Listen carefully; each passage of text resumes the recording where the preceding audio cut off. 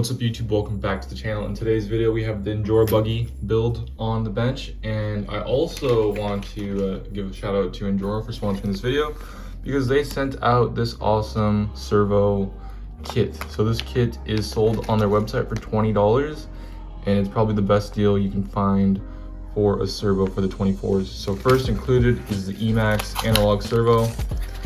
One of these bad boys will probably run you about $15 alone, so that's great to see it in the kit. EMax, I have them in all of my 24s, so nothing new to me. But here included in the kit also is a servo tray and an aluminum horn. So there is the aluminum horn. It's in this kind of gray finish. And here is the EMax servo tray for the SCX24. So all this together comes around at $19.99. It's a great deal. The link will be in the description. And this Injora buggy build right here has the AS1 servo, and the lead is not long enough to reach the speed control, the ESC back here. So we are going to install the new one because it's longer. And while we're doing it, we're also going to upgrade the servo because why not? So I've made many videos on the channel replacing or upgrading your servo. So I'm not gonna do that in this video, but I do want to let you guys know if you're looking for a great quality tool for your SCX24, this is the Wera 1.3 Hex. I use it in all my videos. It's a great quality tool. Link will be in the description. And so now let's get to the swap.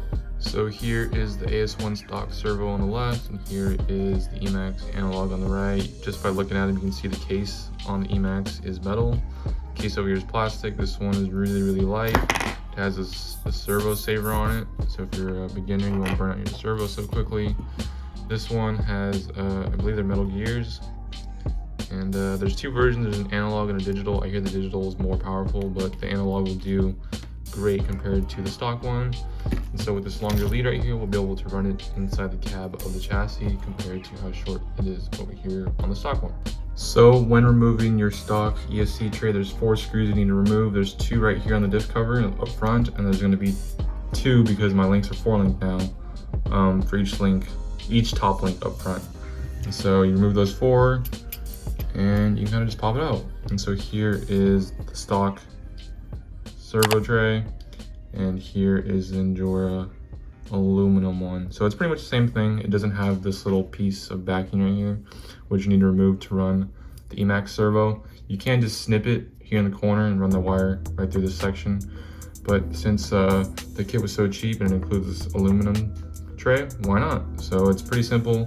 We're gonna swap it back in, hit the 2 screws up front, hit the 2 screws in the rear, and then we'll be able to plant our servo just like that on the tray. So there is a servo tray installed, and now we want to grab our EMax servo, and we want the wire that leads to the ESC, we want that to be on the right hand side when you're looking at it like this. And so that's how we're going to screw it in. There's 2 holes right here, pop that in, and then we'll just lead this wire to the ESC. So the tray and the servo are now installed. I had to relocate the shocks a little bit to bring the ESC back a little bit and to also be able to fit in a battery. But that's all set, so now we just need to plug it in, turn it on, and then we will install the horn. So I have the battery in. I needed to rebind the controller, but we got power. And so as you can hear, I'm moving the servo. So now we are going to grab our horn, and included with this horn there should be some hardware.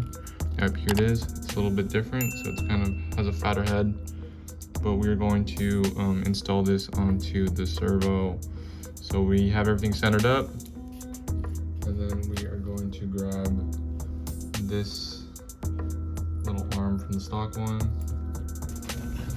And so there is everything all connected. Got our servo working nice and good. We can kind of center it up if we would like. Let's see.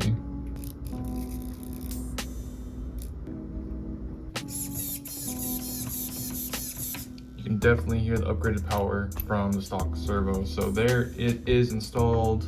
We have the horn and that aluminum finish, raw finish, and then we have the ESC tray. You can see there holding the EMax, and we ran it to the ESC. Hid the wire pretty well. It's in there somewhere down there. But overall, it's a great setup. I do have the battery lead. running a little bit outside of the cage on this side, so that's something I'll have to address. But overall, this little Injora carbon fiber aluminum chassis is definitely looking dope with the low CG compared to all those high ones I've seen online. But overall, I'm pretty happy with it. It was a super easy install. That EMax tray and arm kit is definitely something you should look into if you want to stay on a budget. And Jordan definitely knocks it out of the park with that kit for sure. But overall, I want to say thanks. Everything Injora will be linked in the description. Appreciate you guys. Let's see how this thing performs on the couch. What's up, Flo? There's that. Let me grab that. Yeah. So this, I haven't ran this thing yet, so it's nice to be able to run.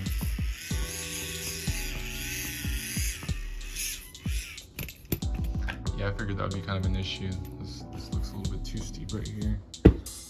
This wheelbase is really short compared to the RB1 chassis that I have.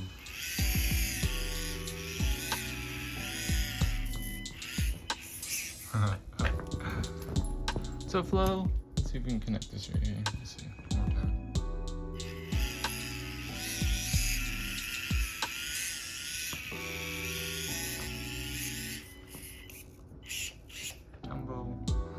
And then let's go down here with the chanclas.